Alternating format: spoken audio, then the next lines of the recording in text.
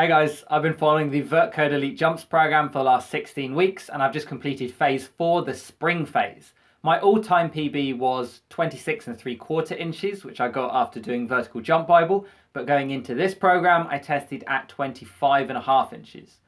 In week 3, I equaled my PB, and by the end of week 12, I was over 29 inches.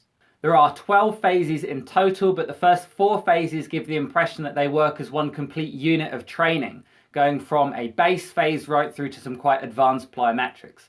As with phases 2 and 3, you start off with a deload before joining midway through week 1, and that's where I'll start off with what's known as day 3. I was expecting depth jumps to feature here because they're one of the most effective ways to add inches, and a plyometrics phase would be the perfect place for them. Instead, there were 4 exercises followed by 10 minutes of dunk practice. There was a weighted skip, which I had to do awkwardly in the street due to the space needed, then a hurdle jump drill and a quite tiring box step up where I had to drag my exercise bench onto the patio. By the time I'd done all this, I wasn't my freshest, and while I felt close to my best, I didn't manage to extend it beyond 29 inches. I assume it was a conscious choice to put the dunk practice last. In the previous 2 phases, the weighted exercises afterwards, so he could have maybe put the weighted skipping at the end.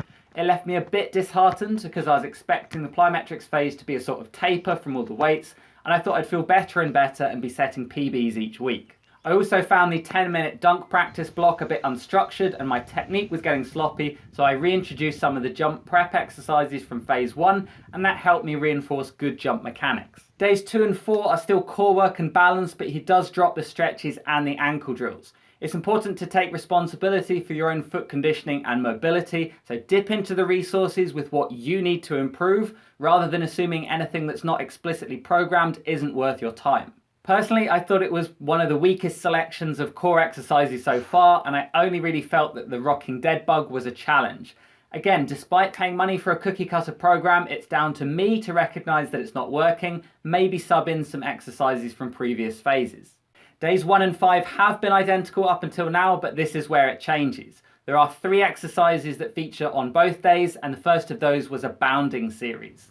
I didn't want to risk my ankles on uneven grass, so I opted to do them on the court. This is probably right at the limit of what a sensible amount of impact is for the body, and if you have the option, please aim for a softer surface. I ran track at university and they had a strip of softer material in the middle of the floor to do all your plyometric drills, because you really don't want to be pounding a hard floor if you can help it.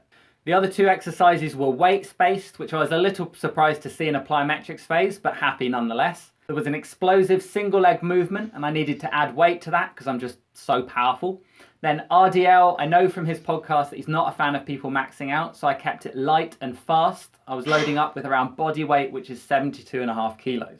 Then on either day 1 or 5, there are some hurdle jumps. I thought it was another classic case of needing more equipment, but he said any object will do, even a pair of shoes, because it's only there for the spacing.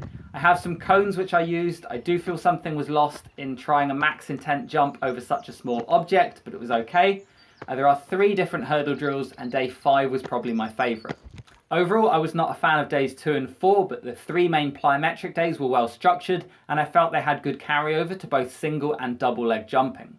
I thought a little bit was lost in not being able to jump over a decent object in the hurdle jumps, and I would also have struggled massively if I didn't have 2 high quality resistance bands to tie together for some of the exercises. If I didn't have so many of you following along and watching these videos, I would probably stop now at phase 4, because my impression is that the next phases will not deliver $29 worth of value. Instead, I would take a week off and then repeat phases 1 to 4 again. I know technically phase 1 is only meant to be once a year, but the jump mechanics and general prep is something that I feel I would benefit from going over again.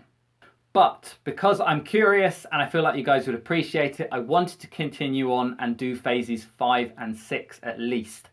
Unfortunately, that will have to be put on hold because I pulled my adductor in the very last session of phase 4, and that's going to probably need a few weeks before I'm back in the gym. If you're interested, phase 5 would have been lower body strength and explosion, and phase 6 is strength and plyometrics. Thanks for watching, guys.